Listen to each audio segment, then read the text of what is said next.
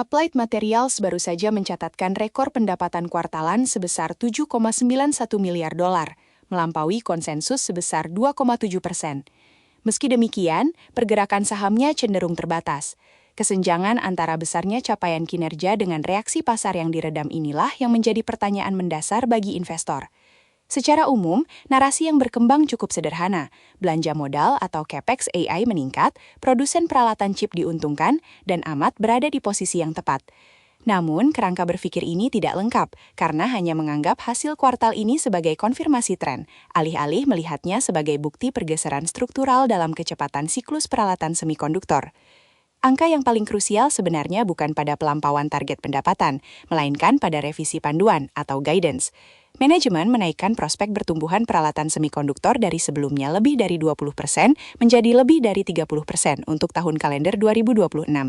Revisi sebesar 10 poin persentase pada prospek setahun penuh di tengah tahun menunjukkan bahwa akselerasi permintaan pada kuartal kedua jauh lebih kuat dibandingkan model yang dibuat manajemen 3 bulan lalu.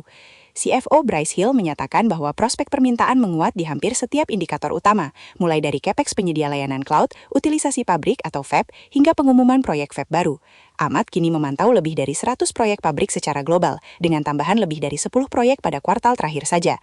Densitas pipa proyek ini mengindikasikan bahwa angka 30% tersebut adalah batas bawah, bukan angka tengah.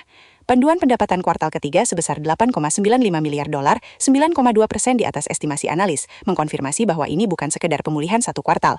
Hal ini mengimplikasikan akselerasi laju bisnis pada paruh kedua tahun ini, sesuai dengan perkiraan manajemen sebelumnya mengenai bobot permintaan. Margin laba kotor non-GAAP mencapai 50%, level tertinggi dalam lebih dari 25 tahun, sementara margin operasional naik 140 basis poin menjadi 32,1%. Ekspansi margin di tengah lonjakan pendapatan ini struktural signifikan, membuktikan bahwa Amat tidak membeli pertumbuhan melalui konsesi biaya. Lingkungan penetapan harga saat ini sangat mendukung profitabilitas seiring kenaikan volume.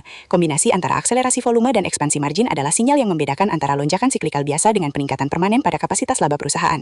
Namun, margin arus kas bebas mengalami kompresi dari 14,9% menjadi 2,7%. Di tengah rekor pendapatan dan margin, kompresi ini mengindikasikan pengerahan modal kerja yang agresif, termasuk penumpukan inventaris dan investasi kapasitas untuk mengantisipasi permintaan mendatang. Meski bukan sinyal bahaya secara terisolasi, ini adalah kondisi yang perlu dipantau. Jika permintaan tidak terrealisasi sesuai volume dan waktu yang diproyeksikan, pengerahan kas tersebut akan menjadi liabilitas. Logika internal kuartal ini sangat bergantung pada konversi pipa proyek menjadi penjualan nyata.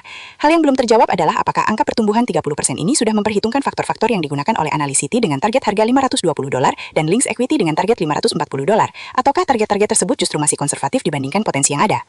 2 hari sebelum laporan laba kuartal kedua, Applied Materials mengumumkan kemitraan inovasi bersama dengan TSMC yang akan dilakukan di pusat EPIC baru senilai $5 miliar milik Applied di Silicon Valley. Pasar sempat menilai ini hanya sebagai langkah citra positif menjelang rilis laporan keuangan. Namun pandangan tersebut meremehkan nilai strategis dari kesepakatan ini. TSMC menguasai sekitar 70% pangsa pasar foundry canggih global. Keputusan petajaan atau roadmap TSMC secara efektif menetapkan arah bagi seluruh industri peralatan semikonduktor. Perusahaan peralatan manapun yang mendapatkan akses lebih awal terhadap kebutuhan teknologi masa depan TSMC akan memperoleh keunggulan lead bank atau R&D yang masif.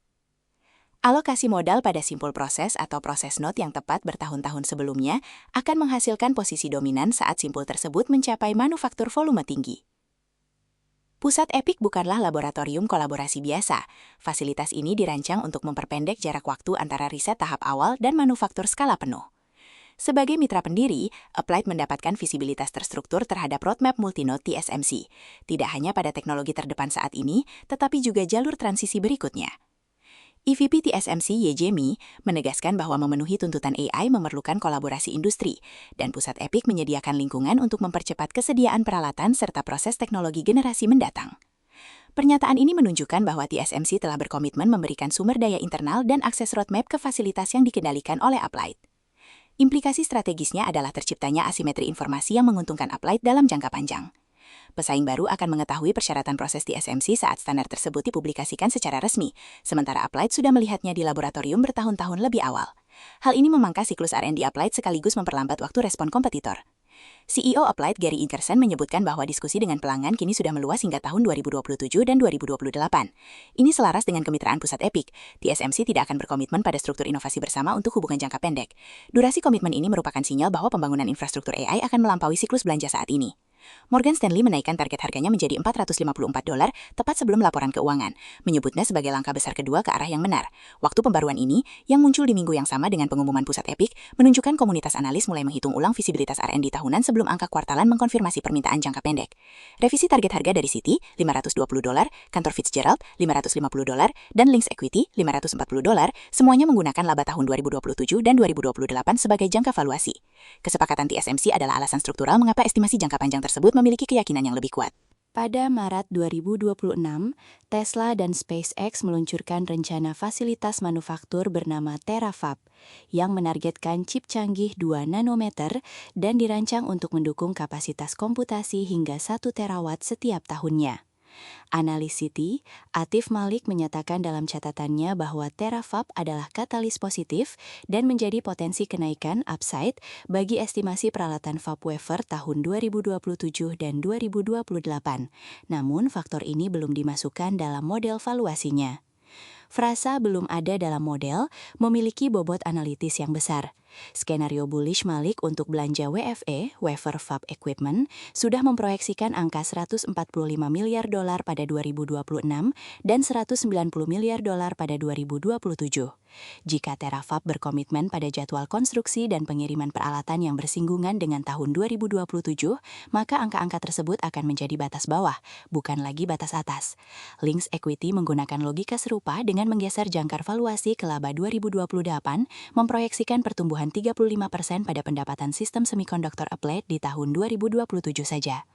Exposure DRAM Applied adalah pengungkit spesifik yang membuat proyek Terafab menjadi sangat material. Morgan Stanley mencatat bahwa Applied memiliki exposure DRAM tertinggi di antara rekan produsen peralatan semikonduktor lainnya, dengan proyeksi penjualan terkait DRAM mencapai 31% dari total pendapatan pada tahun kalender 2026. Target 2 nanometer Terafab membutuhkan arsitektur DRAM canggih, khususnya tumpukan memori bandwidth tinggi, HBM, yang menjadi tumpuan akselerator AI. Posisi nomor 1 Applied dalam peralatan proses memori akan membuat pengadaan peralatan Terafab terkonsentrasi secara tidak proporsional pada lini produk Applied. Namun, terdapat risiko kontrasinyal dari Cina. Meskipun chip H200 NVIDIA telah mendapatkan izin AS untuk dijual ke sejumlah perusahaan Cina, peralatan semikonduktor menghadapi rezim kontrol ekspor yang berbeda dan lebih ketat. Exposure Applied di Cina merupakan risiko margin yang bisa mengetat seiring berkembang geopolitik, sebuah kondisi yang belum sepenuhnya diperhitungkan dalam panduan saat ini. Jika kontrol ekspor diperluas ke kategori peralatan tandahan atau tingkatan pelanggan baru di Cina, target pertumbuhan 30% akan menghadapi masalah konsentrasi. Permintaan pengganti dari fab non-Cina harus datang dengan kecepatan yang sangat tinggi. Kondisi penentu bagi potensi kenaikan dari Terafab sangatlah konkret. Target $520 dari Malik akan menjadi terlalu konservatif jika Terafab mengumumkan jadwal konstruksi atau pengadaan sebelum laporan laba Agustus 2026. Sebaliknya, risiko Cina juga konkret. Perluasan restriksi ekspor pada lini produk DRAM atau pengemasan canggih Applied akan memaksa revisi panduan yang sulit diserap oleh laju bisnis saat ini. Kedua variabel ini, lini masa Terafab dan cakupan ekspor Cina, akan menentukan apakah rentang target analis $520 hingga $550 meremehkan basis laba 2027 atau justru sudah memvaluasi lingkungan permintaan yang rentan terganggu oleh hambatan regulasi. Rekor $7,91 miliar dan revisi pertumbuhan 30% telah menetapkan standar apa yang bisa diberikan Applied saat ini. Tanggal 13 Agustus mendatang akan menjadi momen pasar mengetahui kekuatan mana yang bergerak lebih cepat.